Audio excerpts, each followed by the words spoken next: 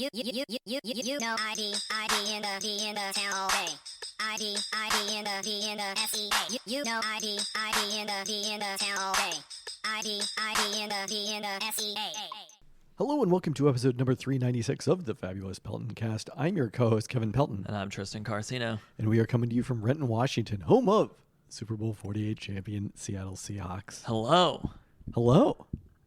Hope everyone out there who celebrates had a Merry Christmas and a Happy New Year to the listener. It is our final weekly pod of 2023. And of course, the Cortez Kennedy edition. There we go. Top 3 Christmas gifts. In no particular order, for what it's worth. Number 1, Devin Witherspoon throwback jersey. Number 21. Adding to my collection, which now includes Sean Springs, Marcus Trufant, Richard Sherman, and the next generation of those corners, Devin Witherspoon. The jerseys are immaculate. I am so proud putting it on. You mentioned it was a throwback, right? Oh, I did. So you have number 21, number 23, number 24, number 25. There we Sounds go. like you need the Trey Brown to complete the set. We'll see. We'll see. Maybe the Julian Love at number 20. Well, yes, but that doesn't give you a straight. Number 2. Jean jacket with the fur lining inside, like Zach Bryan in his press photos, which is a good reminder to go and listen to from last week, the Peltoncast year in music. There were many complaints from Jan about it, specifically, who thought it would just be me talking about concerts that I'd been to for the last year. And so actually, if that's what you're looking for, do not listen. More importantly, concerts that she had been to. Yeah. She wanted reviews reviews of concerts that she had been to by us somehow. And that we have talked about subsequently many times offline. Number 3, puzzle of a Costco purchased at Costco to remind yourself of how amazing the experience is of being at Costco. So many fine touches on this Costco puzzle, all the way down to the pigeons in the top corners of the puzzles. Because you know sometimes when you're in there, you see birds flying around. It is a warehouse after all. I don't think I've ever noticed that, but it makes sense. But what is this, a Keeping It 150 crossover pod? Exactly. There's a little bit more for the Keeping It 150 crowd. But Costco puzzle of Costco. I know that somebody else out there got one. That was one of the hot items of the year. Tell us on the Peltoncast Discord your favorite Christmas gifts of this year. And the last Christmas gift that we're all waiting for somehow comes on New Year's Day. Because we will be previewing today UW versus Texas in their second ever appearance in the college football playoff, the highest seeded they have ever been. It is maybe, like playing Bama was exciting and all. This has got to be the most I have ever anticipated a UW game. It's starting to feel real. I mean, even like the Oregon-Washington games and the Pac-12 championship, like you only had so long to anticipate those. I guess maybe the 1991 the de facto national championship that was the Rose Bowl against Michigan. But honorable mention gift.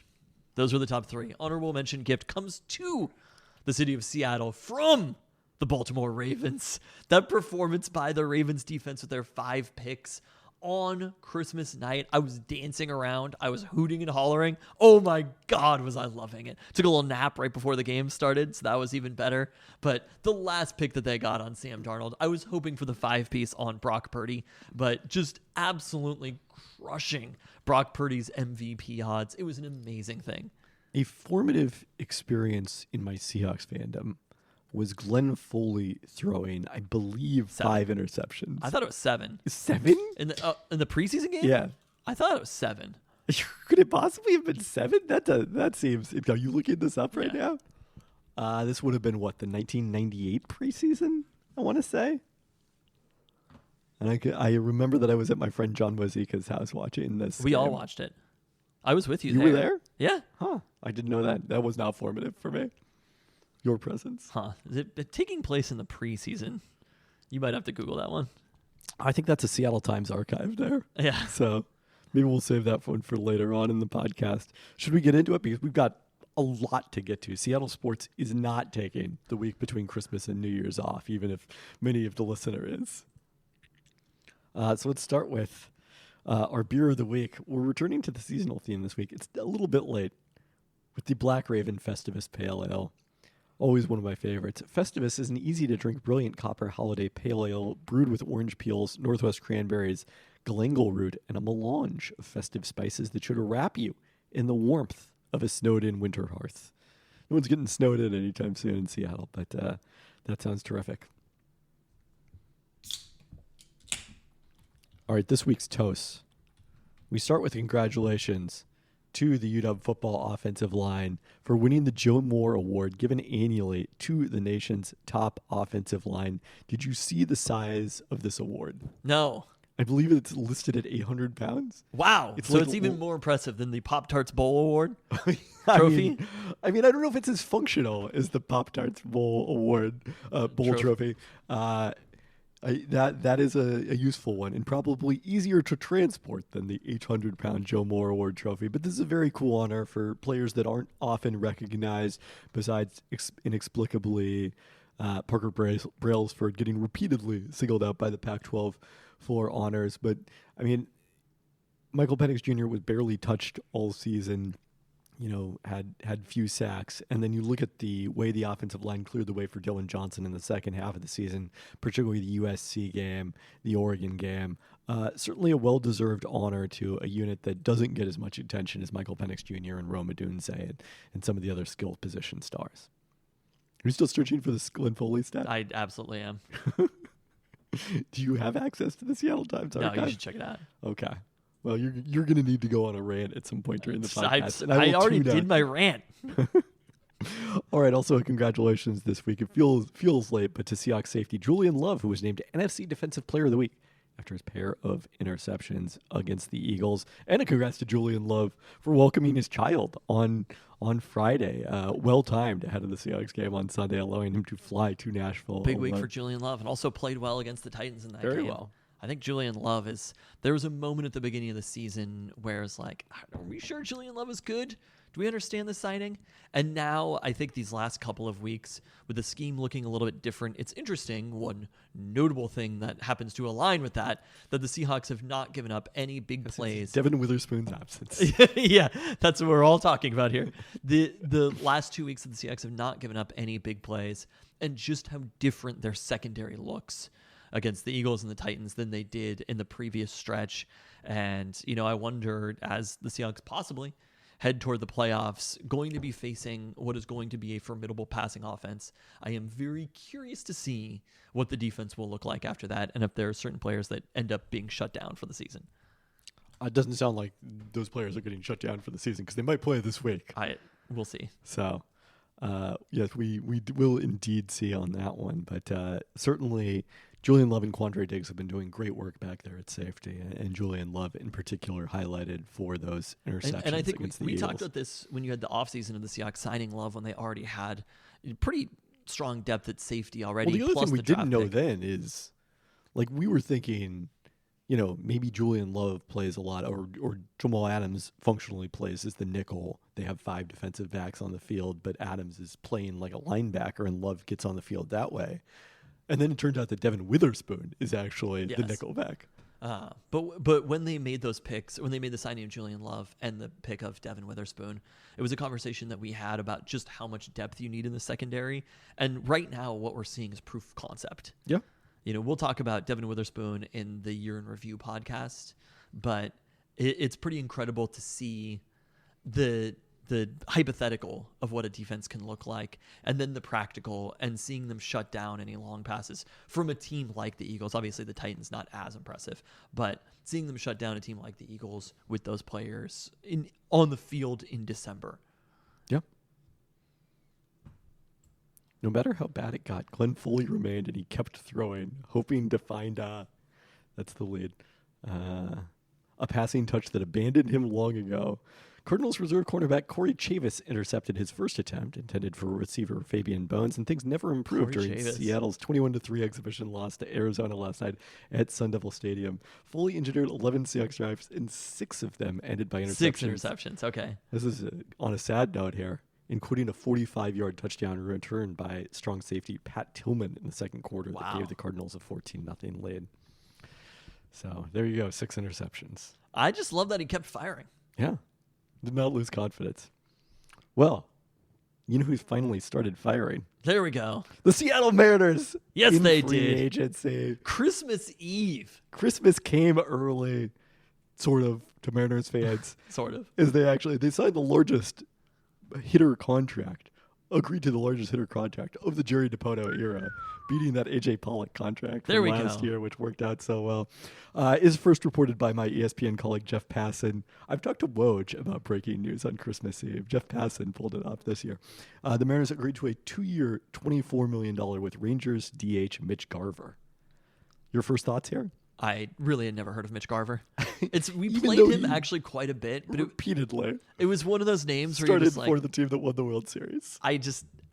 I was like, Luca, do you know anything about Mitch Garver? And he was like, yeah, he's good. And I was like, okay. I mean, You got the Luka cosign? yeah, if it's like your first instinct is he's good. His first response was he's a catcher for the Rangers and he's actually better than Jonah Heim. Well, he's not really a catcher, as we'll probably get into in the course of this conversation. In part because of his age, he'll turn 33 in January. 87 games for the Rangers last year. He's also not better than Jonah Heim. Probably not, but I'm not taking a position on that because I do not have. I looked it up statistically. Okay. Slashed 270, 370, 500. That on-base percentage, which was a career high, would have ranked second behind only J.P. Crawford among Mariners players. Had started all 14 playoff games as the Rangers won the World Series.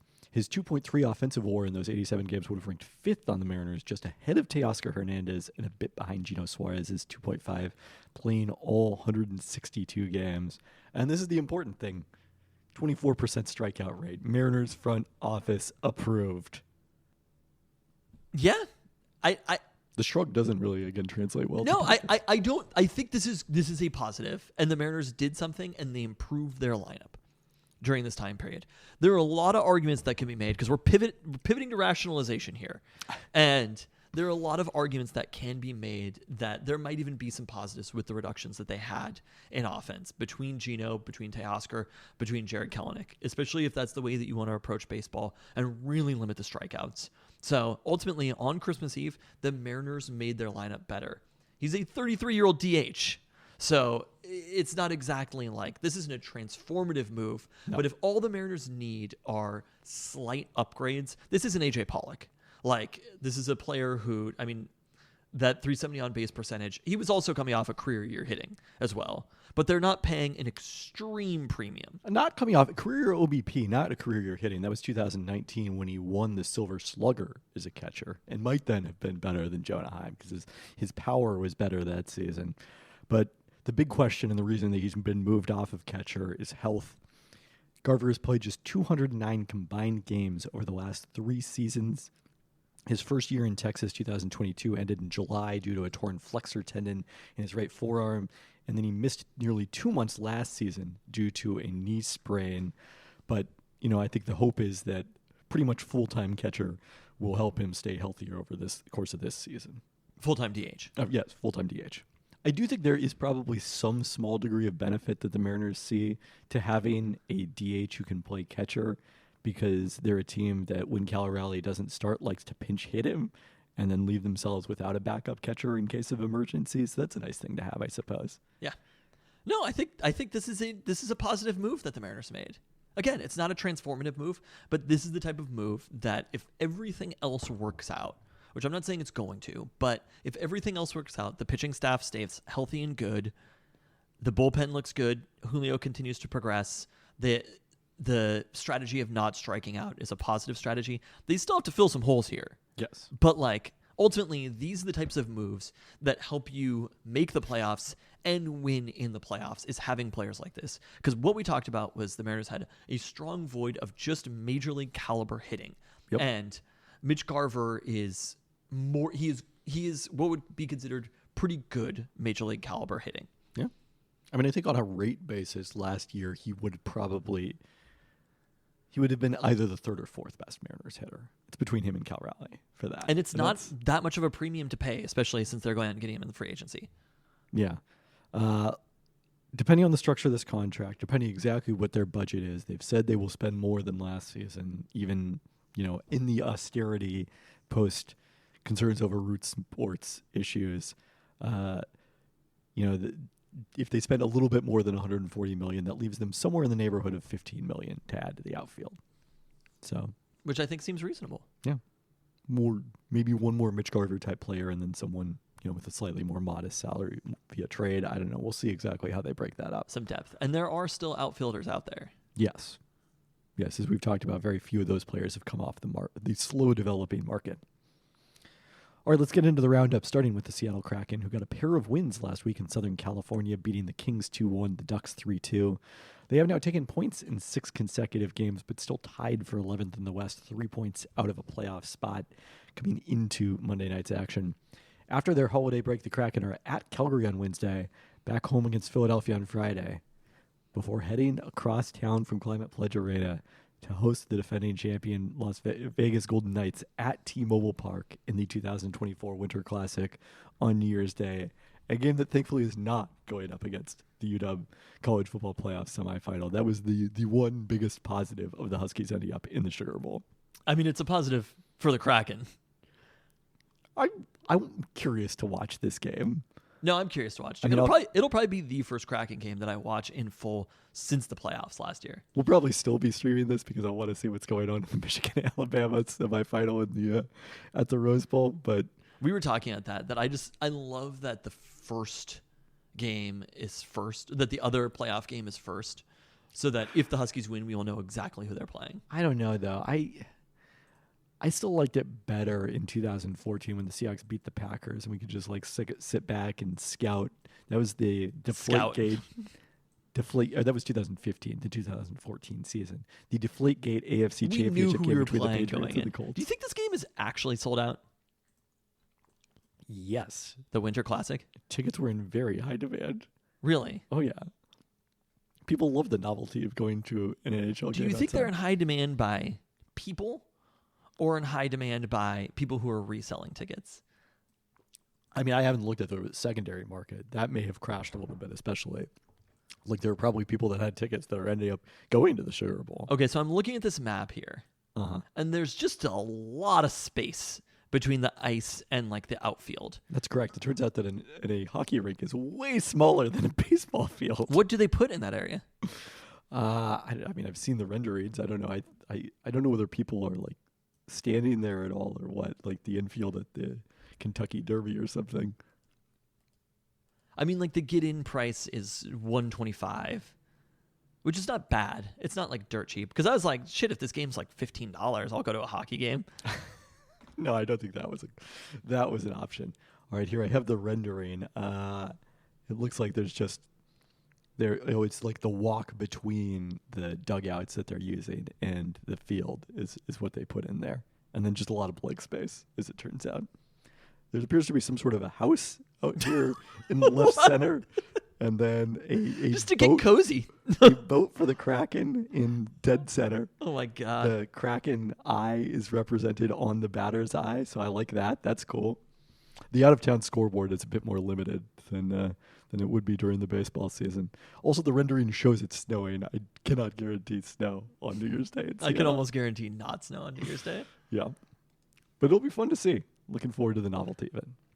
Let's see on StubHub what the cheapest ticket is. 91. They're expensive tickets. For there being 50,000 of them, or however many they're actually selling, yes.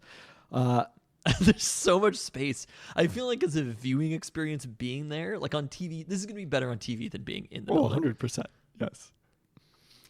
The 2024 MLS schedule is out. The Sounders will begin the season February 24th with a playoff rematch at LAFC before returning home for their home opener March 2nd against Austin FC.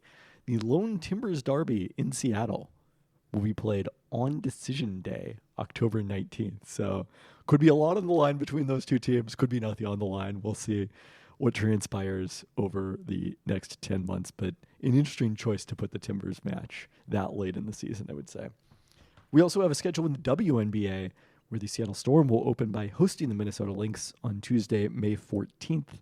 The Commissioner's Cup has been reformatted, will now take place the first 2 weeks of June and involve only one game against each other West opponent, similar to what the NBA and season tournament did, with no other games besides the Commissioner's Cup during that stretch. So they'll be kind of marked off as their own thing, which was pretty successful for the NBA and season tournament.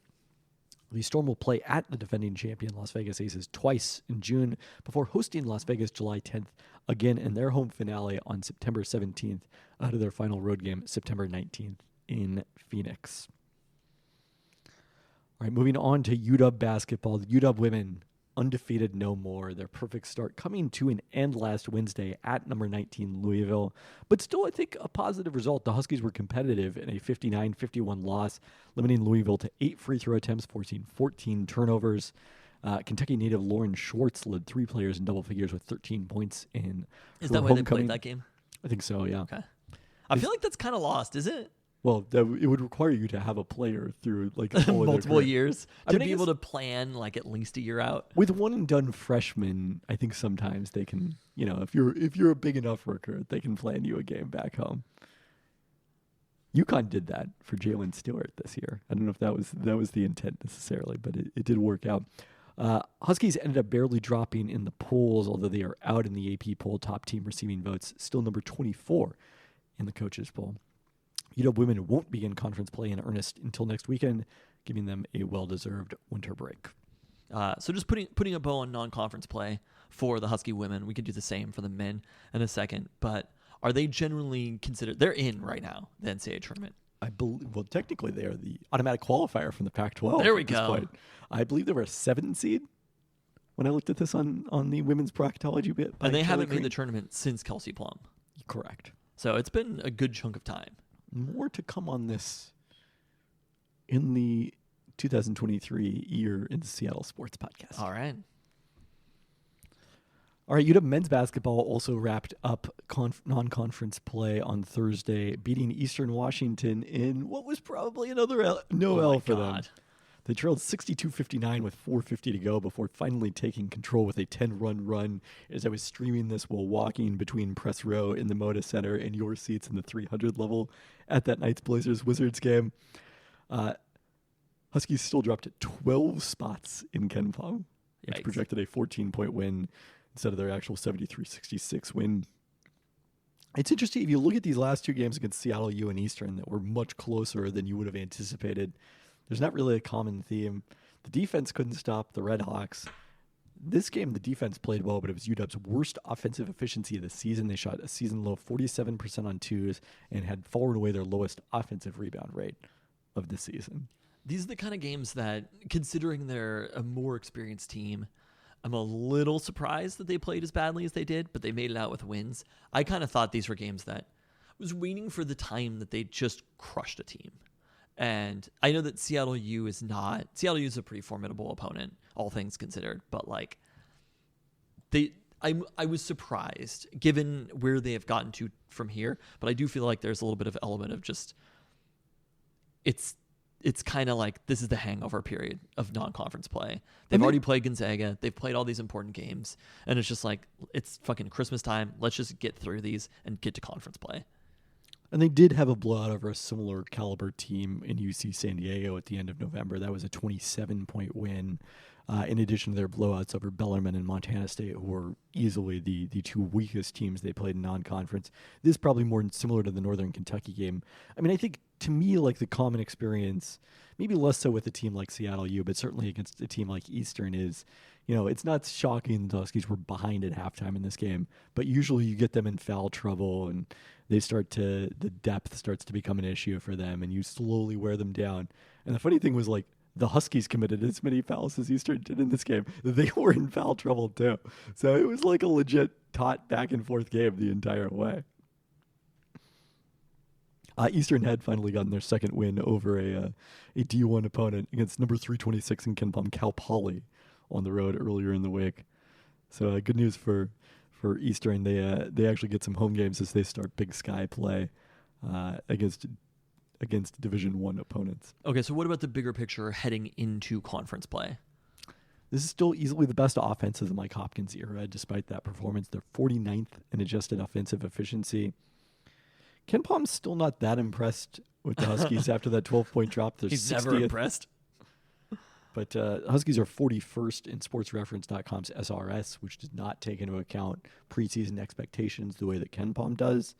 So that's probably a better measure of how they've played this season, and about I think where people see them in terms of the NCAA tournament picture. They are currently the first team out. I pulled it up. I got a ESPN notification about bracketology, and for the first time in multiple years, I opened it, and I was like, "Wow, they're the Huskies right there." And it was like the number 1 overall seed. The Huskies were the number 2 photo that there was, and I was like, "Oh!" And then I was like, "Oh, Yeah. But whatever, it doesn't matter. Yes, it's a long December. ways from March. Yeah, it's just nice to be talked about. I mean, the thing is, there's been so many of these Mike Hopkins, and even going back to the end of the Lorenzo Romar era, where they just had such terrible non-conference losses that it was like they basically need to win the conference to have a chance to get in. And that's not the case this year. They just need to kind of stay the course. They were an identical 8-3 last year in non-conference, but with the bad home loss to Cal Baptist, if you look at it this year, all 3 of their losses have come to projected NCAA tournament teams. There we go. Nevada's the lowest seed of those in the bracket watch at a 9 seed. That's not bad. Yeah. So, they took care of business. And they got the big win over Gonzaga that they needed. They could have still taken care of business without beating Gonzaga, but that's kind of the signature win that they needed. It's the signature win of the Mike Hopkins era. Yeah.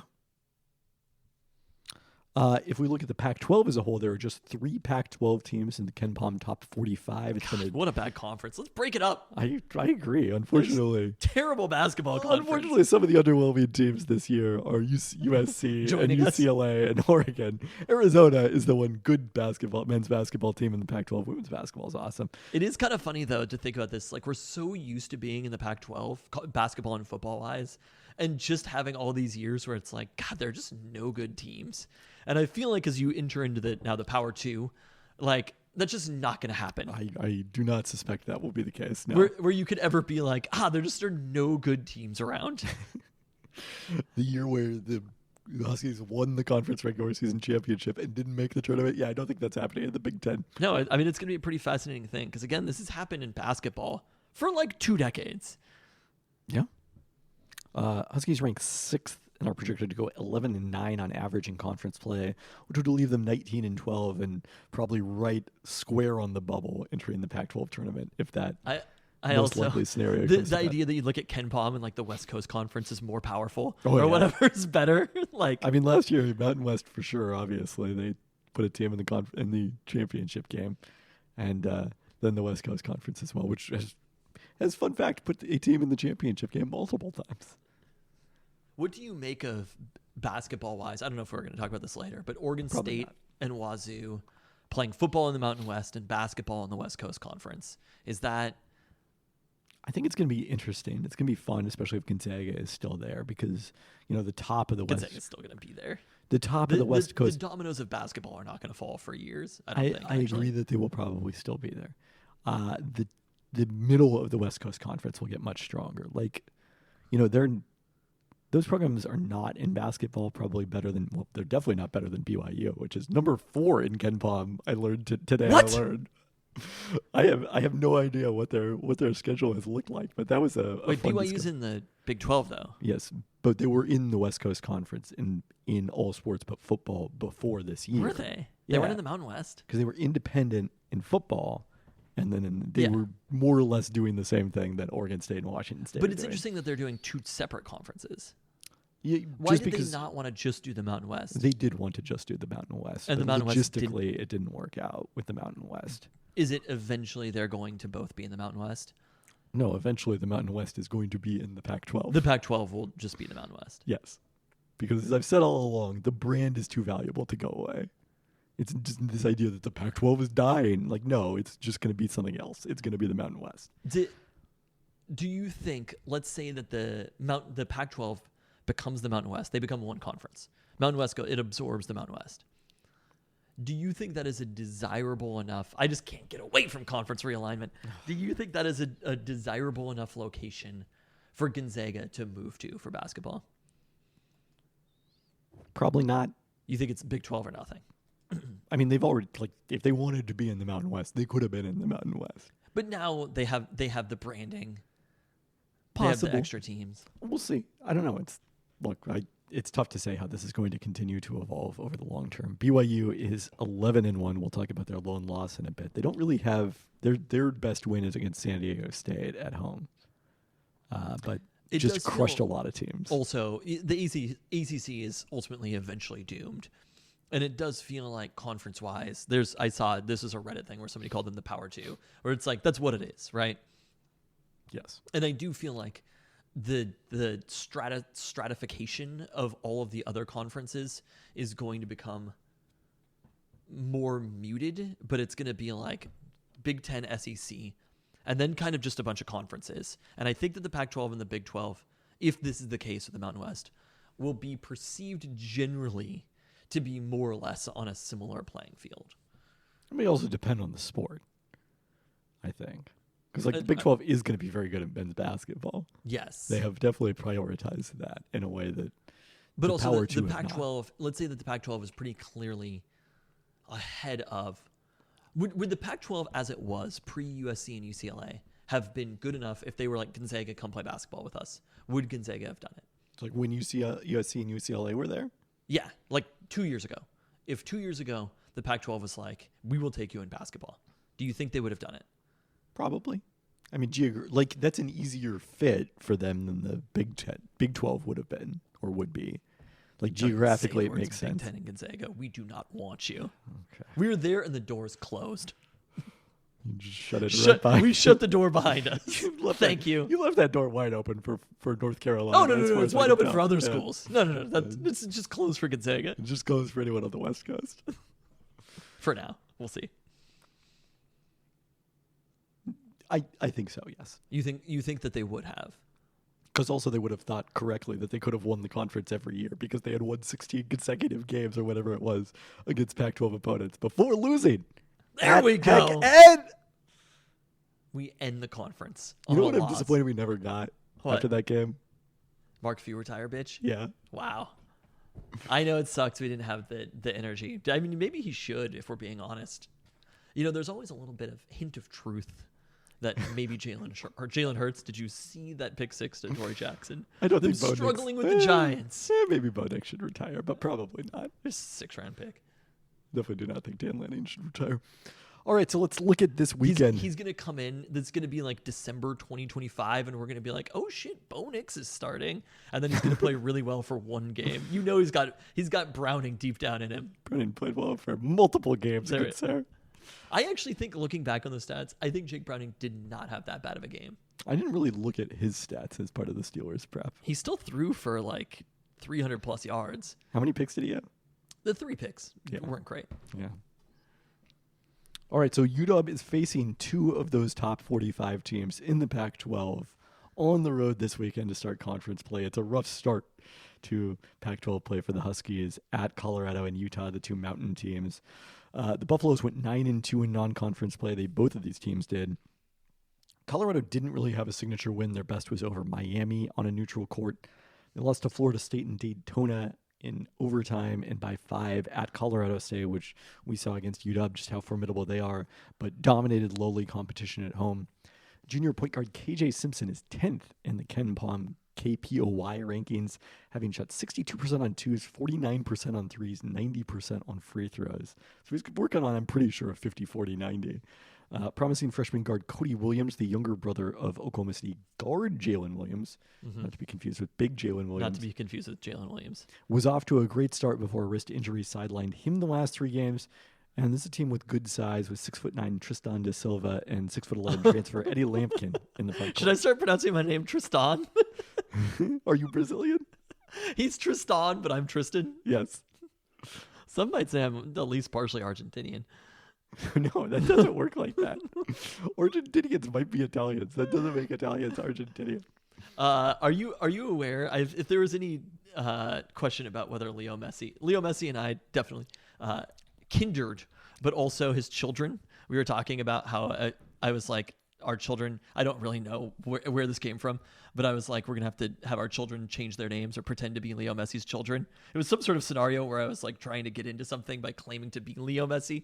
Anyway, but I was like, Mateo, you have to pretend that your name is Mateo. It was an easy role for him to Tiago, play. Mateo, and Ciro. Those are I pretty looked Italian up names. Ciro. Like, before Ciro Immobile, it's not like there's like a long history of Ciros. Maybe he just really loved watching Immobile fly. Ciro Immobile. I went back after seeing that and I was like, I regret not wanting to name it. That's such a good name, Ciro. Just imagine how much it would be mangled in fucking Kent School District. You know what Churro sounds Cairo? a lot like? What does it sound like? You Churro? Oh no. You didn't think about that, did you? Wow. Wow. Ciro's a great name. Ciro Really Garcia. makes you think.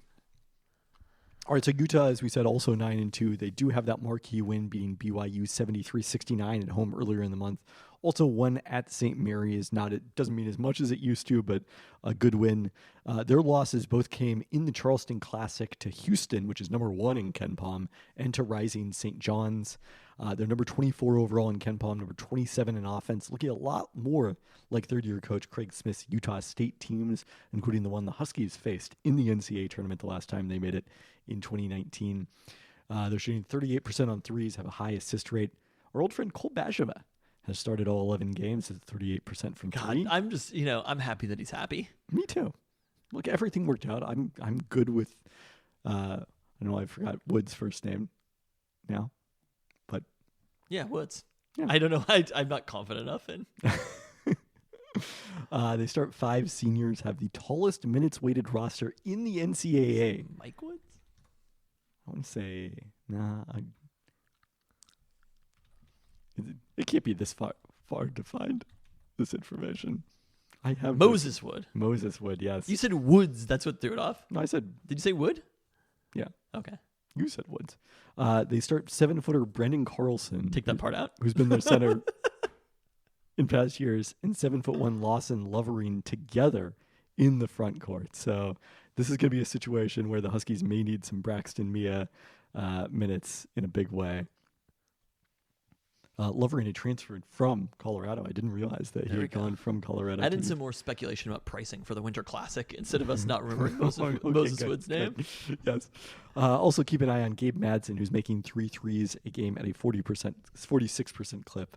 I had to look this up. He is not related to Mark Madsen. Okay, thank you for looking. Because that it would up. be weird if he wasn't Thank you for playing. your service. He wasn't playing for his dad at Cal. Would be a strange move. Utah in general, it's one of those situations where you're like, yeah, I'm happy we don't have to play them anymore.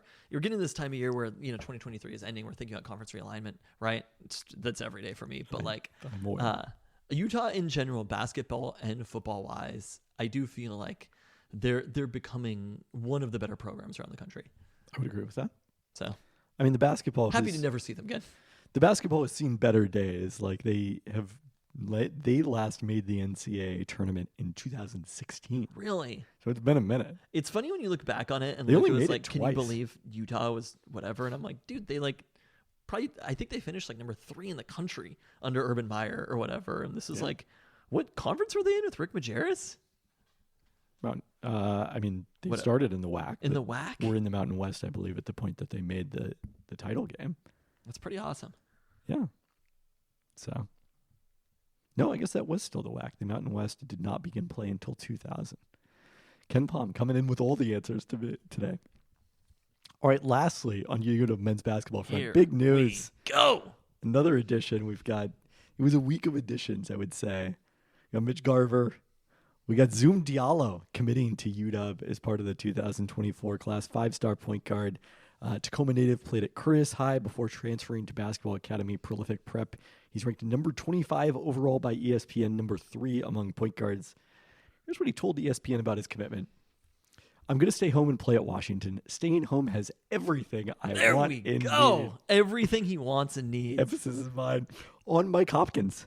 He is an energetic guy. He gets people fired up. I trust Coach Hop, Will Conroy, and staff. They have recruited me hard since I was a freshman. They have proven player development can help me be a better player and grow as a person. I'm like, have they? I will trust they will be there for me on good Name days. one player, though. Keon Brooks. Okay. Trust they will be there for me on good days and bad. With Severe Wheeler leaving, I believe I can make an impact and help the University of Washington stay successful. I am excited to play with Wesley Yates and the returning players. So no one tells Zoom Diallo about the transfer portal. I know. No, I think Wesley Let's also is going hope to be fine. Zoom Diallo's good right away. We haven't heard an update. This was when the Huskies were hoping to have Wesley Yates back for this trip. So we'll see whether we get a chance to see him in action and whether he can I help like that he improve this specifically called out Severe too. It's just like an opening. Just like the team's going to change every year. Yeah.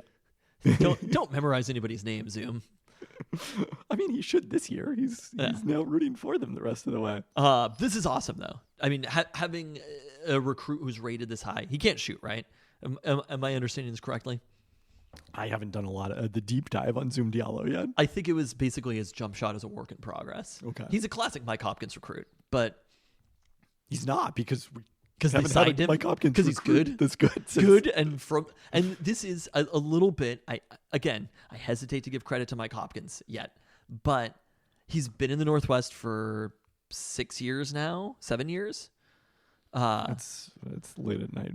It's 8:55 p.m. He was hired in 2017. So his basically his 6th, 7th year in Seattle. He has some roots in Seattle now. We'd always kind of talked about, like, joked about, upstate New York or whatever. That's kind of gone from the Mike Hopkins background. But the other piece of, I trust Coach Hop, We no longer Will have fence Conroy over upstate New York. and staff. Oh yeah, well, Will Conroy, like 100%. Will Conroy being here and him maintaining Will Conroy. Will Conroy also not necessarily having the opportunities to leave, but like, I'm sure he's had opportunities. at least to smaller places, but like a place that is not desirable enough to go. Like as a head coach at yeah. smaller, I don't know that he's necessarily had that opportunity. But Will Conroy staying here, the way that he connects with players, like Will Conroy is going to be a head coach somewhere. And I would say that the chances of Will Conroy being the head coach at the University of Washington eventually are quite high. Especially when quotes like that, like, I don't think that Zoom Diallo's commitment in and of itself would get Mike Hopkins an extension. Like, that's going to probably be determined on the court the rest of the way here. But if it's not Mike Hopkins, it's probably going to be Will Conroy. Yes. So this is a huge one, but also being able to maintain. Seattle is good enough at basketball at the prep level that if you have strong roots, there can be an excellent program at the University of Washington. That's very different from football, where the Huskies did not sign a single player from the state of Washington this year. Really? Yeah. Holy shit. Yeah, kind of wild. Not a single player from the state of Washington? They did not. I mean, there is that level of talent. Somehow they just all go to Ohio State. But like this year was not as strong a class, but the players who were Power 5 caliber chose elsewhere. UW is Power 2. Power 2 caliber. I mean, UW is such a California program as far as recruiting goes, but like signing recruits from the state of Washington is going to be the most important thing. To sign recruits from the state of Washington. Yeah. And that's the way it is always going to be, is maintaining guys like Zoom Diallo is what is going to get the players coming back home when they're transferring, because that's a huge factor in this also. Yep. Having good players here and losing them is not the end of that conversation. And I know that I'm impressed with Mike Hopkins and Will Conroy. They're probably going and looking at players that they initially recruited beforehand and bringing them back. So like, this is a huge signing. Will Zoom Diallo end his career at UW? I have no idea, right? I mean, there's probably a better chance than with most players. His career might not be that long. It may be short, but that would be career, to be clear. That would be best case scenario to me. If Zoom Diallo is good enough that he can go to the NBA after 1 year, excellent, right? Yeah. That means that there's going to be a very good and very fun season of watching UW basketball and having that prep talent play here. Although I will say the past one and dones at UW men's basketball do not seem to reflect that very fun season. Because the guys they've had recently who are one and done, Isaiah Stewart, Jalen McDaniels, and of course Markel Fultz. I was at the when we were at the Blazers game. Luka wore my Martell Webster jersey. I see it right here. Yeah, I surmised as much. And I took a picture and just like still representing Seattle despite being in the state from down south. Correct. B, he has to be the only person in that building wearing a Martell Webster jersey. I the would amount not of people rule it who out. wore jerseys of players currently on the Blazers roster was hard to find. I was looking around and I was like, I see Rasheed Wallace, like tons of dames everywhere. There's enough Portland hipsters out there that I'm sure there was at least one other Martell Webster. You think there was one? No way. I'll talk to my Blazers people about this. You asked them if they've seen a Martell Webster jersey all year. Okay. But I didn't even really see like Brandon Roy jerseys. That's how you know that you're fucking. That's hipster status is not having Brandon Roy from Seattle. It's having Martell Webster from Seattle. Exactly. Thank you. Yes. So to go back to UW men's basketball, which Martell Webster did not play for. That's what we were talking about. Went to the NBA directly out of high school. The best players are always the ones who never played at UW. They can't screw anything up. If a bigger picture, not just on this season, but on the Hop tenure. Like, I remember when I worked for the Storm, the year that the team became independent, there was like a list of reasons people had given for why they hadn't bought tickets. So maybe they didn't like the coach, who was Ian Donovan at the time. Maybe they didn't think there was enough star players. Maybe they didn't want to support the Oklahoma City ownership group during the period that they owned the team. Well, it was like, guess what? All of those things have changed. The team got sold. We got a new head coach, Brian Agler. We signed Cheryl Swoops and Swin Cash and Yolanda Griffith. Like, every reason you've given why you don't want to come to Storm games no longer applies. And that's a little how I feel about what Mike Hopkins is doing this season.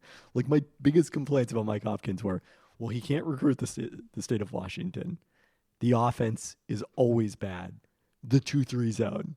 Guess what? All of those things no longer apply this season. He fixed everything. Now, that's whether that's permanent, whether that's even lasts the next 3 months, we'll see. But that's how I feel right now. I think we do have to be a little bit better as a society for giving people credit when things don't go wrong and they change. And it's also one of those things that you were talking about, you're anti-relegation because, wow, we got into a very different conversation here. You're anti-relegation because you think it makes people do like knee-jerk short-term reactions. Correct. Things like that, like firing coaches constantly. There is definitely something to, like, I was shocked Mike Hopkins wasn't fired after last year, but it would have been a whole reset of the program. Yep. Ultimately. And the season that they're having, it's not like a victory lap season yet, but they are interesting and competitive. And they do have the one victory lap victory, which is something in the same way that we talked about. Lorenzo Romar did beat Gonzaga. This isn't Chris Peterson never winning the big game or whatever. Like, Lorenzo Romar beat Gonzaga and beat Gonzaga multiple times. But it had... Did he beat Gonzaga multiple times? He must have. I think that might have been the only time they beat them in like the last 30 years. So there were 2 times that they beat them? I'll have to double check that. 2005 and 2023? All right, That's the number one sports story of the year now. I'm going to do some research on that. Hold on. You keep talking. But like having a victory like that, being able to like change what he's doing is something that I think Mike Hopkins deserves credit for ultimately. And I think it's something that we have to be better as a society and as sports fans for giving people credit for, not just relying on the old narratives or whatever. Even if it doesn't work, sometimes things don't always work, but at least he's trying. And I think that's the thing that's most frustrating when you watch older coaches, not Pete Carroll included, because Pete Carroll has transformed what he does, is that they just do the same thing over and over and over again, and it never works. But if you're trying out different things and they still aren't working, at least you're trying. Yeah, I think that's a reasonable way to put it. Before 2005, the previous UW win over Gonzaga was 1997 under Bob Bender. There we go. So the 3 great pillars of UW basketball: Bob Bender, Lorenzo Romar, and Mike Hopkins. I mean, those are the last they 3 coaches, right? They are yes, they've It's not one had a win lot of per different coach. No, I think Bob Bender had more than that. It's just it didn't mean that much to me Gonzaga back when he was. I guess they didn't even play them in 96, 97. I don't know when. Couldn't even waste our time playing them. When that series began, he Didn't did even beat want to them. bother getting on I-90. Did beat them in 1995 as well. So Bob Bender had a pair of wins. Bad of a program overall UW basketball has been for like the last on a large scale 40 years. They've had very few coaches. That is true. They've had a lot of continuity there. Well, you know who else hasn't had very many coaches? There we go. I can tell you there probably were some Pete Carroll retired bitches, and not as positive as you. Not on record for what it's worth. not on this podcast. A couple weeks ago, but suddenly Pete Carroll's doing his Pete Carroll thing. Because can you win the game in the first quarter? Mm-mm. Can you win the game in the second quarter? Nope. Can you win the game in the third quarter? Can you Nope. win the game in the first 13 minutes of the fourth quarter? That hasn't yet. Can you win by identical 20-17 scores I on love when game-winning Pete Carroll does drives? that, and just how hyped everybody on the team gets. I mean, the locker room speech after the Eagles game, had that been out by the time we recorded the podcast? I don't think so. I don't think we'd seen the full thing. That made me want to run through a wall. Yeah. Identical 20-17 scores with different quarterbacks leading the game winning I didn't even think about that. each week. That was a stat. ESPN Stats and Info, I believe, had it that it last happened in, I want to say, 2009. The back-to-back game-winning drives or identical scores in back-to-back weeks? Not the identical scores. The back-to-back game-winning drives by different By quarterbacks. different quarterbacks? Yeah. I mean, it's a pretty wild thing to happen. It is. I agree. And all of a sudden, your Seattle Seahawks at 8-7 can clinch a playoff spot this very weekend. I love this. With a win and a tie between the Packers and I told Vikings. Luca about that because he cheers for ties every Oh, week. And I was like, Luca, doesn't? all that needs to happen. Simple two-step plan. I think Packers-Vikings is Sunday night, right? Is that the Sunday? Yeah, I think it is. If yeah. they tie on New Year's Eve, the Seahawks come off a win, Oh and my if God. they tie, it'll be the best moment in Seahawks history to have made the playoffs that way. It'll be the best moment to have. It'll be the second best moment to have made the playoffs that way in calendar 2020. That's what I was going to say. It'll feel eerily reminiscent of last year watching the Lions beat the Packers to make the playoffs.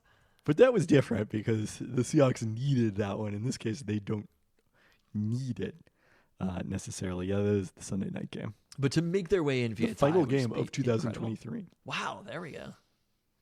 I mean, that's another team. I don't know. As we mentioned earlier, Devin Witherspoon sounds good to come back Thank this God. week. He was able to run. 2 weeks in a row, Tuesday. I felt like they needed him very. I will think that the Seahawks need Devin Witherspoon always, but like And maybe sometimes they need a second Devin Witherspoon even when they have Devin Witherspoon. they need 10 more.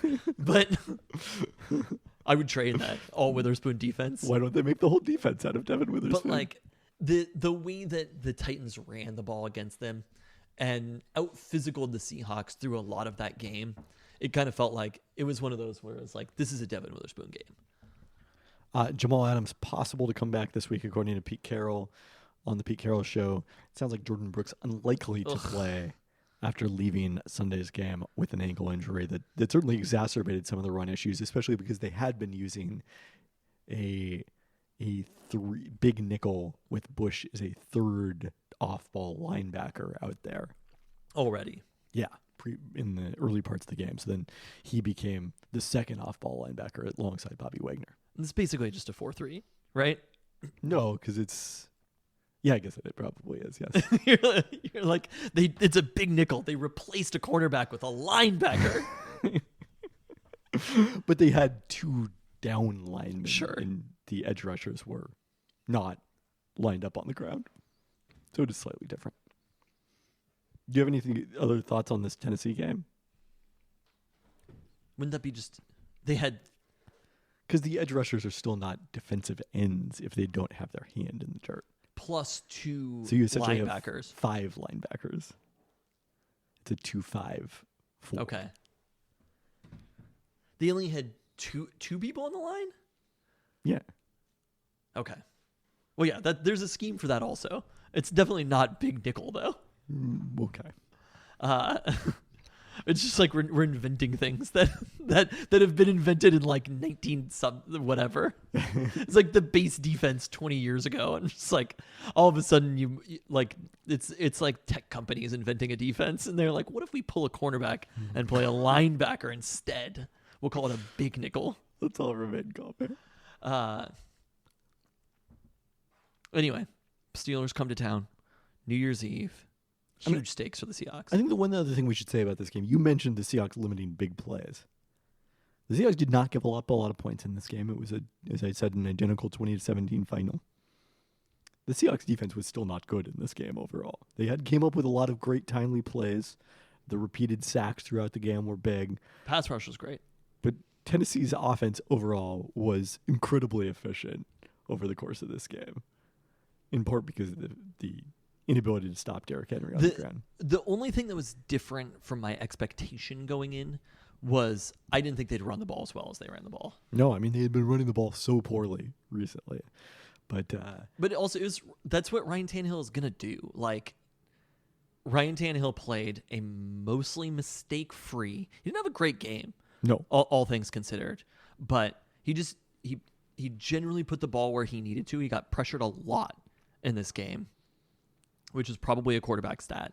But, like, it's just that game went generally how you would expect. If you're just like, the Seahawks are going to play a game against the Titans, removing all of the current notions of things. You're just like, how will that look? You're like, the Titans are probably going to run the ball and be annoying, and Ryan Tannehill is going to pick up a bunch of first downs, and it's going to be really frustrating. But maybe they won't score touchdowns all the time. And like, they still needed a Derrick Henry pass to score a touchdown. It wasn't easy necessarily. Titans had to work for those points. So did the Seahawks, though. I didn't also mean my fantasy team also needed that Derrick Henry pass. Nice. Made the finals.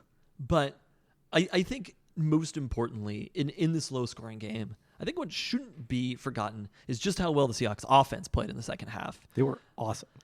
Because it was 3 possessions, if I recall correctly, in the second half. A field goal that they could have easily scored a touchdown on. And there was a play. They're still figuring it out in the red zone of exactly what they want things to look like. I'm not a huge fan of the fade, right? And they run it a lot, but they got that touchdown to DK.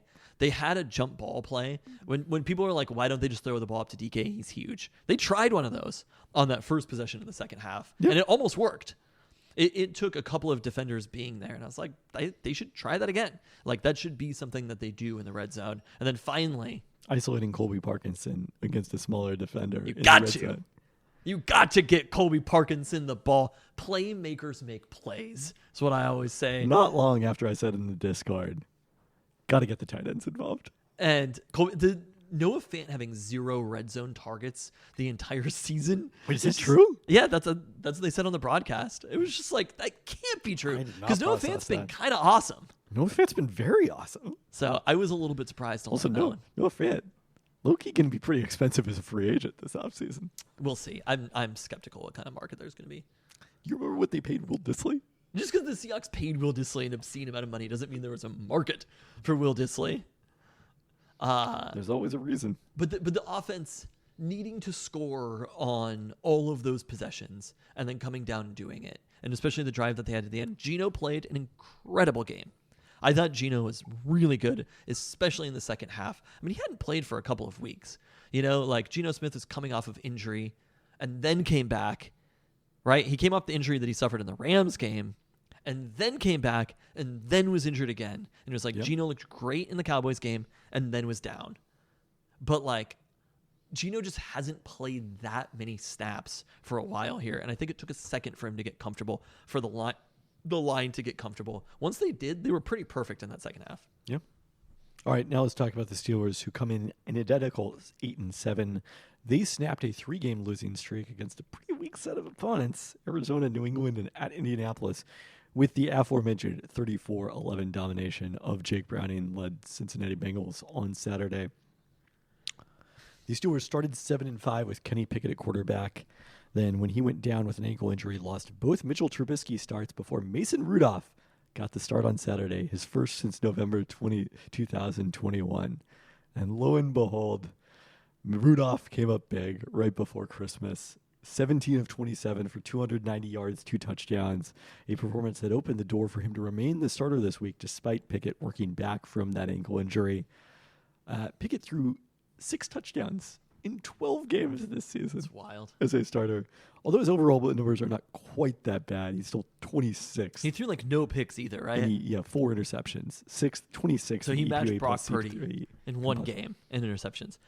Like, Kenny Pickett just kind of doesn't do a lot. He's playing safe. Uh-huh.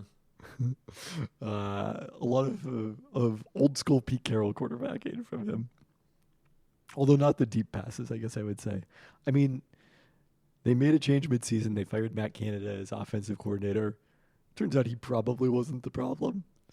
That they had like a good game after that, but then really struggled thereafter. But Rudolph previously played against the Seahawks off the bench in relief of Ben Roethlisberger in 2019. You'll recall going 12 of 19 for 112 yards and an interception. God, I don't know if I do remember that game at all. You don't?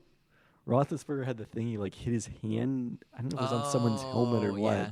he was like shaky on the sidelines, like showing him, and Rudolph came in, and it was very positive for the Seahawks' chances of winning the game, since Ben Roethlisberger is exactly the kind of quarterback who always picks apart the Seahawks, and Mason Rudolph is not. Steelers' run game pretty average overall. Jaylen Warren has been far more effective this season than starter Najee Harris. And they made that game closer than they should have. The Yes. Steelers, I sort of remember that. Well, that was early in the season. What was it? September. It was week 2. Okay.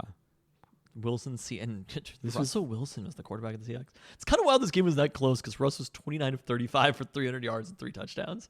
This was the year the Seahawks ended up losing to the Rams in the first round as NFC West champions, right? So this was it was the COVID year? No, that would have been 2020. Was that the year they lost to the Rams? Yes. Okay. That was the COVID. There weren't fans there. Yeah. This was the year that they lost to the Cowboys? To the Cowboys in the playoffs. Okay. That team was good. It was actually an underrated team, I think. The Steelers or the Seahawks? The Seahawks. They also had the running back who matters. George Pickens eclipsed 1,000 yards last week. Deontay Johnson, the only other Steelers player with more than 330 receiving yards. Pickens, 10.4 yards per target. Truly. Was it Clowney who hurt him? That's what is in my head. I think you're thinking of the playoff game against the Eagles. I think it might have been Clowney also in this one too, though. But then those aren't the same seasons. 2018 is the... Clowney was on the team. Uh, He recorded a tackle. So that was the year. 2018 was the year they lost to the Cowboys. 2019 they beat the Eagles and then lost to Green Bay in the second round. George Pickens' 10.4 yards per target are incredible in the context of the Pittsburgh offense. He's averaging 18 yards per reception, including 3 of 40-plus yards last week. Deontay Johnson is averaging 7.1 yards per target. Nobody else on the roster is above 6.1 yards per target. So I don't know if it's Reek Woolen against George Pickens all day to try to take him away and Quandre Diggs over the top, but you've got to stop George Pickens at all costs. It's kind of hilarious how much there seems to be just like permanent consternation with George Pickens from Pittsburgh, and even having him in fantasy. He's such a frustrating player, but also is putting together. I don't think that's George Pickens' fault that he's frustrating in fantasy. But no, it's kind of incredible the season that he's put together to be over 1,000 yards and averaging those yards per reception with this team. Like George Pickens last week was the offense. Yeah. And that's why when I look at it was a good offense. I don't. Blazers crush the Kings. Really? Yeah. Huh. When I look at that game, in any other scenario, obviously it's Jake Browning on the other side. Like this is going to be a better offense than that Bengals offense. But when I look at that game and how many points the Steelers scored, when you're scoring points that way, it is just not replicable week to week. And also, if there's one thing that Pete Carroll wants to stop and is going to stop, like dink and dunk all day, right? Take that. That is what the Pete Carroll defense is designed to do. And you won't always stop that. To be clear, the last 2 weeks have stood out because previous to that, they were leaking big plays like crazy with blown assignments. Now, I don't think the Steelers are going to put quite the stress on the Seahawks defense with their pre-snap movement and variety of offensive threats that the San Francisco 49ers do. But, I mean, Mason Rudolph had 17 completions for 290 yards. 4 of them went for 195 to George Pickens. 4! So that means that there were 15 completions for 95 yards. Yeah. On everything else. And it's just like... We call those the Pat Freiermuth. If that's how this is set up, like, it's just... It's not a thing that is replicable. And that's why this game doesn't scare me quite as much. And I think you have to look a little bit more at the previous games that the Steelers played. It's not like Mason Rudolph figured it out or whatever. Look, if he did, more power to him. If they could get it to George Pickens 4 times for 195 yards again, do that. I mean, don't do that, actually, I would say. Not more power to him. I just am not going to buy that that's actually going to be the offense again. In fairness to Pat Freiermuth, he did not have a target or a catch on Saturday in this game. All right, so the Steelers are winning. Oh, we call that I see what you're saying. The Pat Freiermuth is the 15 catches. The for 15 95. catches, yeah. Steelers win primarily with a top 10 defense. They're 8th best against dropbacks in terms of EPA per play and allow the 3rd most yards per completion, but 60.5% completions, and they're 4th in the NFL in interception rate. That's come by committee. No player has more than 1 pick, and Minka Fitzpatrick, who led the league with 6 last year, has none. Fitzpatrick missed last week with a knee injury, but is expected back in practice this week. TJ Watt leads the NFL with 17 sacks, which would be his third time atop the league, second in his career only to his record, 22.5 sacks in 2021. They're not incredible in terms of overall sack rate. Watt and Alex Highsmith with 7 are their lone two players with more than 3 sacks. And lastly, on defense, Bellevue native Miles Jack played extensively on Saturday. You may remember on this very podcast, we toasted to Miles Jack's retirement in training camp. There we go. He unretired. I don't remember that, so and joined the good practice news. squad after injuries hit their linebacking core and took the field with Landon Roberts leaving Saturday's game. Roberts is out against the Seahawks, so a likely homecoming for Miles Jack at linebacker. But obviously a very good defense. One of the better ones that the Seahawks will face this year. The difference in those scenarios that they've had in the past is this is really going to put to a test. You look at, there's always in these seasons one pivot point, right? And that was post-Thanksgiving, Pete Carroll coming in and saying that the Seahawks need to get the ball out quicker. And I think there's been a little bit more inclusion of Jackson Smith and Jigba in the lineup. I still feel like they haven't even half figured out, like they haven't unlocked JSN completely. They figured out a fair bit. I mean, he does lead the team in third down targets, and like lately It's pretty those have been incredible. good targets. Yes. They'll have both of the running backs back. They've really been able to engage DK, hit Tyler Lockett in those intermediate routes. Like, if they can hold up the pass rush or the pass blocking and stop that pass rush, I think this team is going to be able to get the ball out. But this might be like new Pete Carroll rules: get the ball out fast, closer to the Cowboys game. Yeah. I mean, look, if they have that kind of success, it'll be thrilling. I mean, definitely that'll be thrilling. But like, you know, you look at them defensively. Where are the Cowboys ranked now? Even despite everything, they're 6-7. And the way that the Seahawks played in that game, I think, is very, very encouraging. They still ultimately played fairly well against the number 1 ranked Browns defense. Like, they've just played all of the best defenses, basically. That is this accurate. isn't going to be anything completely new to them. And on the flip side, the offense is not, you know, like the Cleveland team that they beat a few weeks ago or whatever. Like, they're a better team than the Steelers team, and they're coming in and they're playing another game at home. So when you have a makeup that is ultimately pretty similar, they could have lost that Browns game, but I think the offense is even a little bit better than they were then. I think the defense has maybe found a wrinkle here.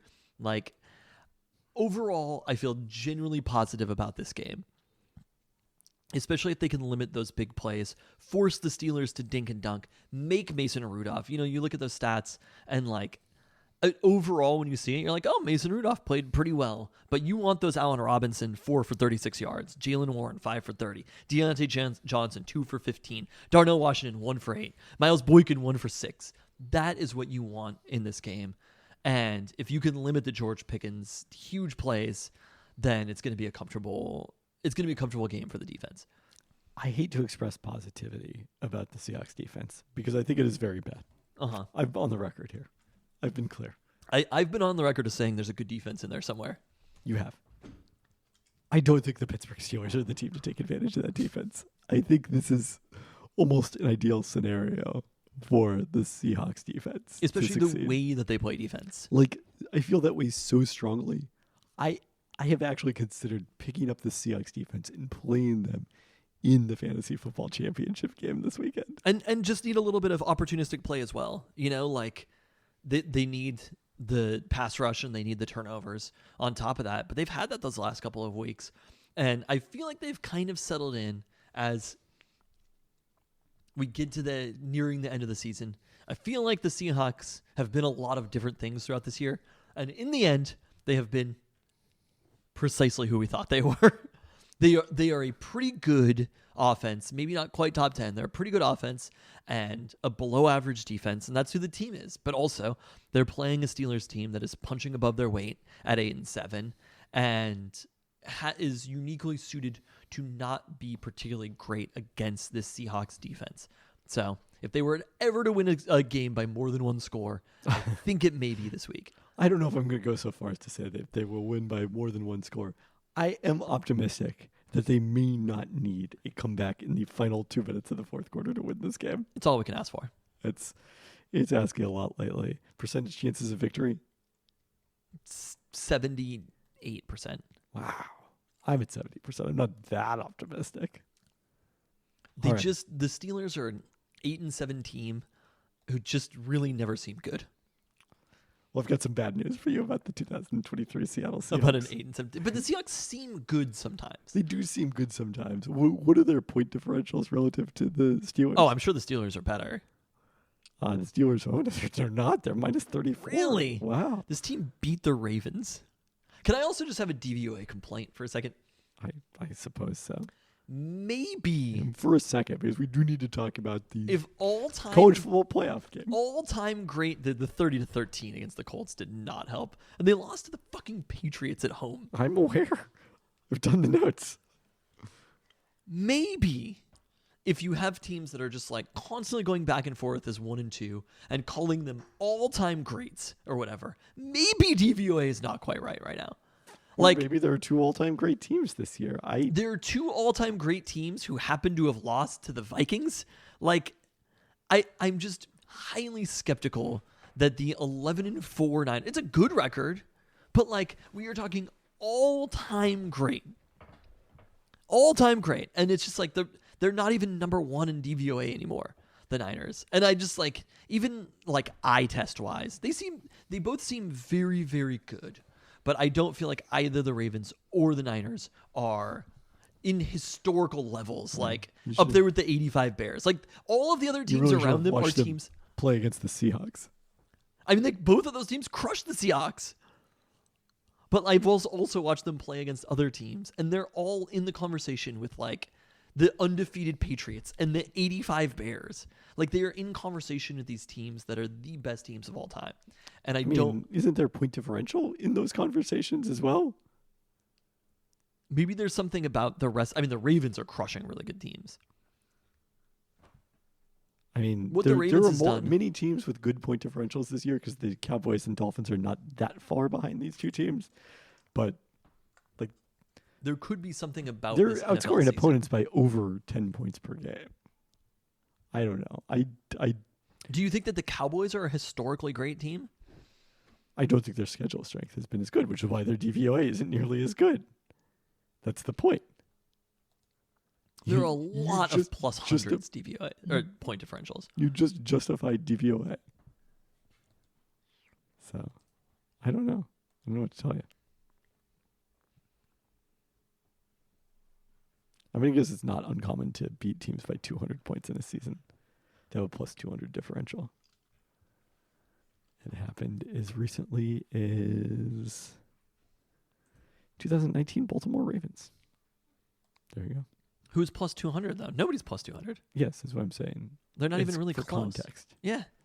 I don't know. We don't have time to talk about I'm this. a little skeptical. Can we just talk about the Sugar Bowl? All right, here we are. At long last. We have been waiting since the day after the Pac-12, or 2 days after the Pac-12 championship game, since we found out the Huskies would be headed to the Sugar Bowl for a second consecutive year in a bowl game, take on their former coach, Steve Sarkisian, in the Texas Longhorns, with a spot in the college football playoff final on the line. Bonkers. Let's go. I just can't freaking wait for this game. It has been such a long wait since we have known that we were going to be playing Texas, the number 2 spot in the college football playoff, a chance for the championship game on the line. And for the first time, I think, in my lifetime as a Husky fan, this is the biggest game since 1991 that the Huskies have played. This is basically the biggest game. As a reminder, you were alive in 1991. This is the biggest game that I remember on record. And this is not just participating in the college football playoff. This is participating in the college football playoff. This is not jokey bring on Bama signs. This is, we are going into this. The FPI can say what it is, and we'll do our win probability at the very end. But the market can also say what it wants. I think that there is a very good chance of the Huskies beating this Texas team, and I think there is a very realistic possibility that we are talking about a national championship game, which is an unheard of thing for us as the University of Washington. It's also a bit of an unheard of thing for the University of Texas as well. So this is such a huge matchup. It's not unheard of for Texas. It's been a minute. But the stakes of this particular game, having it be a rematch from a year ago, having it be against Steve Sarkisian, I just can't freaking wait for this one. And can you tell me what is the difference between this Texas team and the Texas team that we played a year ago? I was going to get to that. Let's start with how Texas got here. Okay. So this is their first college football playoff appearance. The Huskies have the advantage. That's what I'm saying. It's unheard of. Like, it has been a long time. They've played in just one New Year's Six game since losing the 2009 BCS championship. Just one under New Matt Year's Brown. Six game? Yeah. What the fuck y'all been doing? A lot of Alamo Bowls. So many Alamo Bowls. So many Texas Bowls. That coming in the 2018 Sugar Bowl under Tom Herman. This is the third year for Sark, making his first New Year's Six appearance as a head coach. Their big win was 34-24 at Alabama in week 2. They held Jalen Milroe to 14 of 27 passing in that game, picked him off twice. Well, Quinn Ewers was fabulous, going 24 of 38 for 349 yards and 3 touchdowns. Their lone loss came in the Red River rivalry, 34-32 Oklahoma game. They led most of the way, I think. Yes. But then they won their final 7 games, including a blowout of Oklahoma State in the Big 12 championship, to earn their way here. They are 7th in ESPN's FPI, 5th in efficiency, which amazingly is second best among teams in the playoff because Oregon, Ohio State, and Georgia, all ahead of them, all missed out. And I really look at this season that Texas had, and it was a good but not great season. They have probably the best win of almost any team around the country. Maybe Michigan against Ohio State. Those are probably the 2 best wins. But the Huskies have done it twice, collectively beating a team that FPI, where does Oregon rank? Second in FPI. I mean, that literally statistically, it's the best win of the year. I don't know if it actually is statistically the best win of the year because they didn't win at Oregon. They beat them at home in a neutral site. I guess the Texas win was in Alabama. Okay, that's a pretty big win. Yeah. But Michigan having Ohio State at home. It's the best team that anyone has beaten all year, according to FBI efficiency, is Oregon, and the Huskies did it twice. Did it to them twice. And didn't do it fluky either time. So that's when I look at this game. And I think that the way that people are approaching Washington is they're putting way more emphasis on the games against Arizona State, right? The games against Wazoo. They're not putting the emphasis on beating Oregon 2 times. They're not putting an emphasis on the games played indoors. And also indoors on neutral weather, like this Husky team has been damn near perfect in those situations. And granted, Texas is a very good team, but like UW's already seen this shit. And I will posit that looking at the road to being there, the history of being there, the team that's just happy to be there is coming in from Texas. I don't think either team is just happy to be here. But I don't know they were the ones. We clinched that spot on Friday night. We won that game and booked a ticket to the college football playoff. Had an argument to be the number 1 seed. Texas got in through the back door. Texas needed help to get there. Texas won that game against Oklahoma State comfortably. Very nice win, I suppose. I think technically we were the help they needed. As long as they won, I think they felt pretty good that they were going to be there. But Alabama beating Georgia made them rest a little easier. This is the team that has not been to bowls like this. Like in that time period that you're talking about, sit in there one time playing in the New Year's Six Bowl. I mean, I don't know how much have done it a ton. I don't know how much it really matters. Like there are, I guess, some players on the roster who are 6th-year seniors who were part of the 2009. No, but that was the 2018 Rose Bowl, yeah. It's about the overall culture and the overall perspective. And I granted, mean, Kalen DeBoer is new, but like this is a program that has been there over and over and over again. Probably disrespected overall, considering how many times they've played in these games. It's amazing how many teams manage to have been disrespected when you talk to their fans. Let me tell you who's been disrespected twice and now a 3rd time. They actually weren't the first time against Oregon, I think. Has been disrespected once and now a 2nd time. The credit that is not given to the Huskies for those victories and the line going into this game, because ultimately this is the Huskies. They are the home team in this game. They are the number 2 seed. And when I look at these teams, I look at their resume, I see another team that struggled a lot throughout Big 12 season with just as bad opponents. Well, it turns out that when that happened, including their 33-30 win over, I believe that was Kansas State, Quinn Ewers was injured. No, that was like the most notable win. Kansas was good. What are you talking about?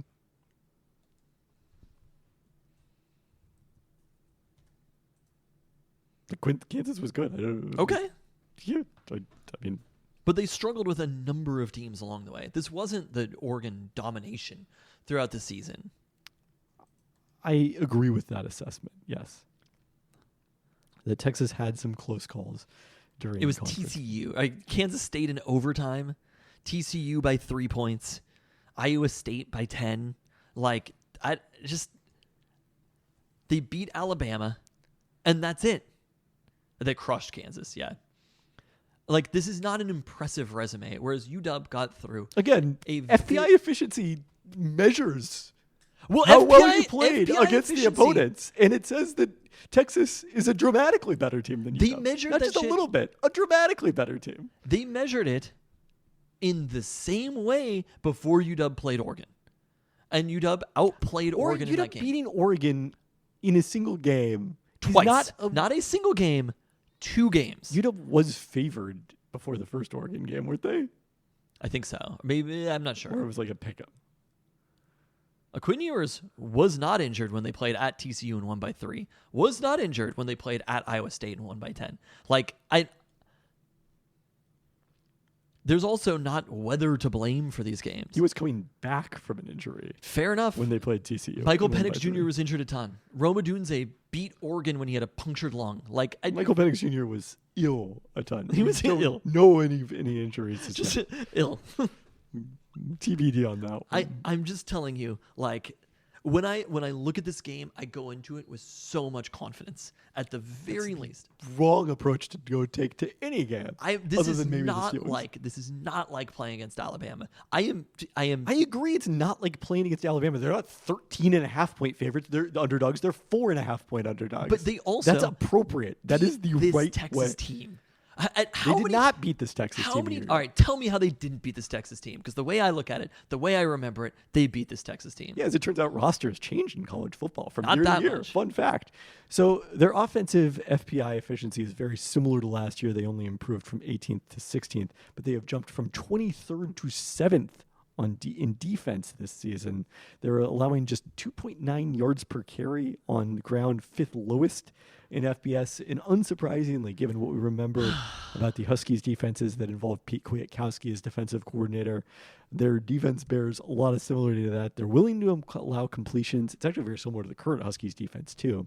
Both teams are allowing a completion percentage around 60%, which is middle of the pack, but very few big plays.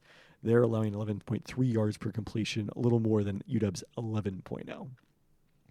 And right in the center of it, this defensive tackle Devondre Sweat, who won the Outland Trophy as the best defensive lineman in the country. Linebacker Jalen Ford also jumps out statistically. He had just 1 sack this year, but 10.5 tackles for loss. So that is an immense number of run tackles for loss, similar to last year when he had 10 and 2 sacks. And the other thing that stands out statistically, again, Quinn Ewers missed those couple of games. They were not as good offensively in those games. He's taken a strong step forward in his sophomore season, second year as a starting quarterback, holding off Arch Manning, who was their number 3 quarterback throughout the season. His completion percentage up from 58% to 71%. Yards per attempt up from 7.4 to 9.0. Touchdowns up from 19 to 21. And QBR up from 66 to 78. Like last year, this was a team that rode Bijan Robinson. Yes. Oddly, their pass rate is not actually any higher than last season. But this year, it's Quinn Ewers who's winning the games, not their running game. Okay. Jonathan Brooks took over as their starting running back after getting 6 carries in the Alamo Bowl to 8 for veteran Keelan Robinson, who has just 12 all season. He's also their kick returner. Brooks averaged 6.1 yards per carry with 10 touchdowns, but suffered an ACL tear against TCU. Since then, freshman C.J. Baxter has led a running back committee, but the running game has remained strong. Texas's leading receiver is still Xavier Worthy, 73 catches for 969 yards this season. He also returns punts. Worthy left the Big 12 championship game with an ankle injury, but was back in practice last week, so seems like he should be fine for the game. He's got just 5 receiving touchdowns, while big play threat Adonai Mitchell has 10. Both Mitchell and Jatavian Sanders averaging more than 15 yards per reception. The other player to watch for Texas, because you're always going to notice him with the hair flowing out of his helmet, is kicker Bert Auburn, who has 28 of 34 on field goals, had made 19 in a row before missing in the Big 12 championship game. That's one key place where Texas has an advantage over Oregon. Okay. I mean, honestly, that's kind of a huge deal. I mean, it literally was the difference in the first game. If you had Oregon in a close game, you just felt like they either weren't going to kick or they were going to kick and it was going to turn out badly. Right. But also just decision-making wise, Steve Sarkisian does not have that same mentality. And that to me is always the scariest thing about playing Oregon those multiple times was if you got to a 4th and 2 or whatever, they were going to be going for it. They were going to be maximizing their win possibility at basically every single chance. And that is something that I don't think we've seen as much history of Steve Sarkisian playing in those types of games. Well, specifically, if you look back at the Red River game against Oklahoma. I told you in the moment. He kicked a field goal. We were on the phone. Yeah. Yes, this was happening. So I think it is almost underrated. This is one of those things where you compliment your opponents after you beat them. It's almost underrated just how good and how difficult of a team Oregon is to beat. And we saw that with them coming back those times. But also, they didn't even really play close games outside of the games against UW. So it's difficult for me to see this season with those 2 signature wins, with that win against Texas last year. I mean, it's certainly possible that the Huskies just might match up really well against Oregon. No, How is that possible? They're the only team on the face of the earth that matches up well against Oregon? Well, they're not the only team on the face of the earth because it turns out Oregon didn't play Texas, didn't play Alabama, didn't play Michigan, didn't play Ohio State, didn't play Georgia. They did play. Who did they play? Texas Tech, and that sure gave them a heck of a game. So I don't think that you can necessarily draw that conclusion. Now, if I want to be optimistic about Huskies, number one, Texas beat Texas Tech 57-7. Yes. And they ran for like 300 yards without their starting running back in that game. Michael Penix Jr., they built him the dome for these ones. Yep. He's never going to have to go outside. I love that you said it once. You said it in the plural. Number 2, I do think the defense is the healthiest it's been all season. Absolutely. And I think that's, not the healthiest it's been all season because Davon Banks is not coming back from his injury. But with the safeties back, with Cam Fabian and Asa Turner back. And we saw what a difference that made against Oregon in the Pac-12 championship game. Pretty huge deal. The receiving core is very healthy. I mean, everybody's going to be healthy. That's the thing. Xavier Worthy is probably... Well, fun fact. Texas went for way more fourth downs this year than Oregon. Wait, really? Well, they probably had to face way more. Probably. I mean, I haven't looked at like the scenarios, but they attempted 30 this year. Oregon was 17 of 23. Texas was 19 of 30. So also worse. I do not buy that neutral aggressiveness that Texas was more aggressive than Oregon. I mean, that may also be a case of just Dan Lanning realized when he was going against a real team. But also their offense just was better, right? Weren't they statistically like the best off? Like they just weren't facing those situations as much. So I mean that's a thing for me. The Huskies, scaredy cats, Galen DeBoer, 15 fourth down attempts all season. Wow, it's actually kind of surprising. But also I didn't feel like we were being overly conservative at any point. No, it's just that when your offense is good, I feel like sometimes you go for less fourth downs. Anyway. I just look at this game overall, and we've said this over and over and over again. If there's a healthy Roma Dunze, a healthy Michael Penix Jr. By the way, Christian Capel had the story on The Athletic about Roma Dunze suffering a pneumothorax, the same injury that sidelined C.J. McCollum for several weeks this year. It did previously when it was with the Blazers. Sidelined Roma Dunze for 0 weeks this year. Well, it signed him 1 week, but it was the bye. And he came back in time for the Oregon game after having to drive back from Tempe with medical stuff. Rome is God. He's such a beast. Yeah. I can't wait for Roma Dunze to be playing in the NFL. I can wait 2 games. 2 weeks. 2 weeks for Roma Dunze to be playing in the NFL. But it's just really hard for me to imagine this Texas defense, though improved, not giving up a good chunk of points to this. And I feel like it almost always comes down to, is this UW defense, what are they going to look like? Are they going to be that opportunistic, timely defense that we saw all year? Or are they going to get picked apart? And if that happens, then all of a sudden it's dangerous. Because Texas is going to get a handful of stops. But if UW is moving the ball the way that we know they can move the ball, they're an extraordinarily difficult team to beat. And again, when you look at the units or whatever, like UW's offense is better than Texas's offense. Texas's defense is better than UW's defense, probably by a bigger margin. But ultimately, having the better offense usually is the better thing. But Quinn Ewers got sacked a lot.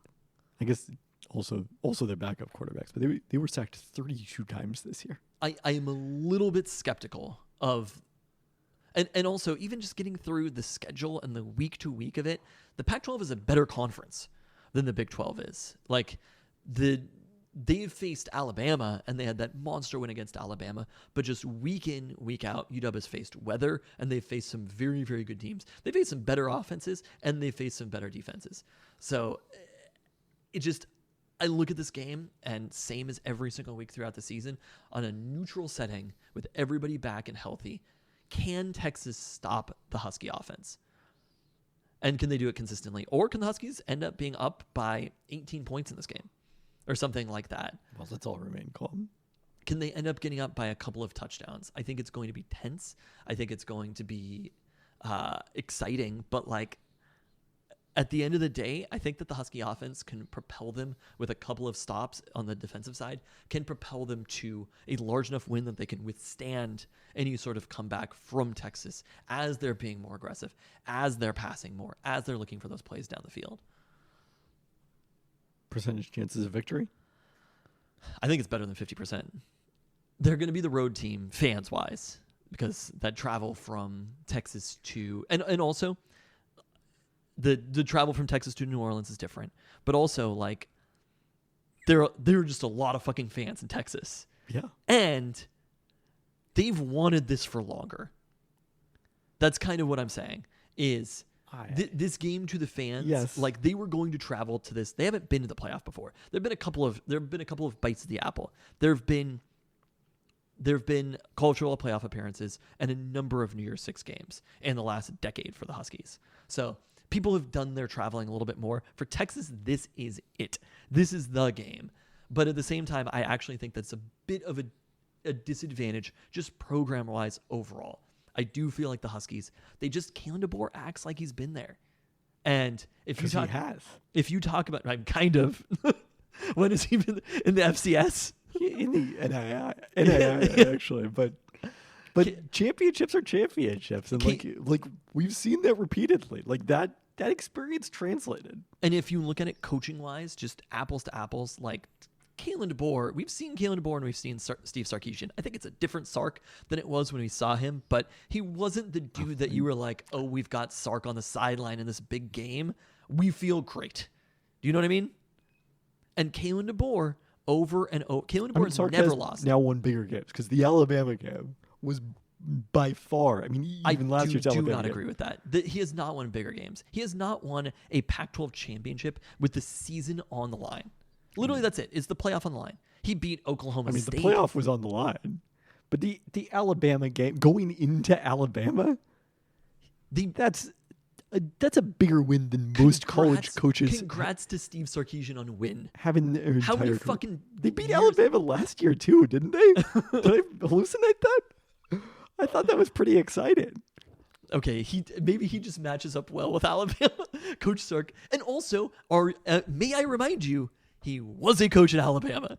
If there was anybody who was going to match up with them, it might be I agree Steve with that, Sarkisian. but my point is, like, it's the moment is not going to be too big for Steve Sarkisian. It's Well, not again, that also the was an moment assistant is going to be for too Alabama big for him in multiple it's college that football playoffs. He just hasn't proved that he's capable of doing it. Beating Alabama no one in fucking proves that they're capable of September doing things is until not they the do it. same as doing it in the Pac-12 championship. I'm sorry. The thing about the fan advantage is, well, guess where there was a really big fan advantage? In San Francisco on Christmas Day or in Alabama. Yeah. No, last year, I was saying yeah. year at the Alamo Bowl, where In they played Texas. in San Antonio, the Huskies played. And it was not as exciting, again, for Husky fans as it was for Texas fans. And it didn't matter. Like, No. I don't think that's going to ultimately affect the game either way. In any bowl game, the amount of fans are not going to make enough noise for it to actually impact the game that much. I don't know if I'd say any bowl game, but I think it's a very high bar. I think Texas is the better team. I think it's a little closer than the market thinks. I'm at like 45%. I'm at 55%. Well, I will see you in Houston. I don't know why you would jinx things like this. It's not that I'm nothing about jinxing being it. Seattle. It's just that I'm so confident about it. That's the definition of a jinx. This is Oregon fans heading into the game against Utah. They literally had their tickets booked for the Rose Bowl. But I know it's going to be a good and close game, but we've just seen it over and over and over again from this Husky team. They've lost 2 games in the last 2 years. Like, just because they haven't lost games in the past doesn't mean they can't lose games in the future. The Patriots hadn't lost any of the games, and they lost to the Giants in the Super Bowl. like if they win this game, I'm not going to be as confident in the next one. They also lucked out on the draw, if we're being honest here. If you tell me either of the teams that are playing on the other side that UW is playing them, I am way more scared of those 2 teams than I am of Texas. Of course. So there's a little bit of like, I think, again, Texas has been better by FPI efficiency this year than Alabama. sometimes FPI efficiency They is did not win the only at thing. Alabama. Alabama, if these 2 teams play each other again, Alabama, by betting markets, is going to be like a 7-point favorite. I or do something. not think that they would be a 7-point favorite on a neutral field. I mean, yes, There they're are playing. different versions of the Alabama that they played in September is not the same Alabama. They beat fucking Georgia. Who's number 1 in FPI efficiency? Is it Georgia? No, it's Michigan. It's Michigan? Yeah. Like, I think that Alabama win is not as impressive as you're giving it credit for. They're beating a quarterback in his 2nd ever game, his 1st ever big game. Georgia was 4th in FPI efficiency, 1 spot ahead of Texas. And Alabama beat them. Yeah. Like, I don't. But again, I mean, a that's. single game just can't tell you that much about how good Well, a team. you're taking a lot from this game against Alabama. Because I'm taking a lot from the fact that their entire FPI efficiency is higher, including the win over Alabama. They have both data points. You don't need to argue to me which data point is more important because they win both of them. Great. Texas is good, and you need to put some respect on the name. And you I'm are not- actively jinxing the Huskies every time you open your mouth right now. I'm not jinxing The the Huskies. comeuppance you are asking for right now is so immense. You are asking for. No. Wait till the bold predictions. Oh no. Well, I'm just excited to watch this team play again, though, because I feel like we've missed them for the last month, and that's the thing that's been the most just. December's been fun. The Seahawks have been up and down or whatever, but like watching this Husky team, the fervor for the Huskies. I went to the UW bookstore earlier this week, and it was fucking packed. Like, people are in on the Huskies. I mean, right not to now. preview the Year in Review podcast, which is coming later this week, but the Huskies were the story of 2023. I didn't expect the Seahawks to be relegated to, not the hammer on the podcast status. They lost it a lot, actually. I think they lost it to the Mariners. They did. Well, that was during the Seahawks offseason mostly, right? Yeah. So it's not the same, but I'm just excited to watch this team play again. I'm excited it's a matchup against Texas because I just think it'll be fun. It'll be fun to watch. I would be, if they were playing Michigan, I would be all nerves. But if they're playing Alabama, I would feel the same way. Them playing Texas, I'm just like, it's going to be a close and fun game, and I feel like there's a good chance. all right. On that note, Hopefully we're back with a New Year's Day emergency podcast. fingers crossed. Thanks for listening. Thanks.